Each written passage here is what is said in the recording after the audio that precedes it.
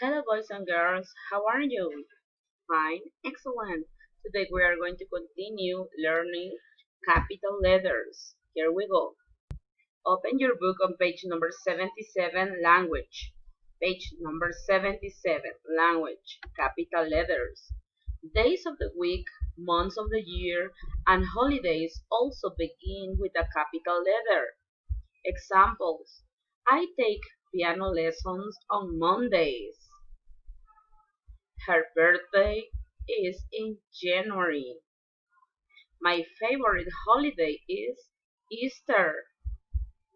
Okay. Writing skills. Rewrite each sentence using a capital letter where needed. Remember that the first word of each sentence starts with a capital letter. Okay?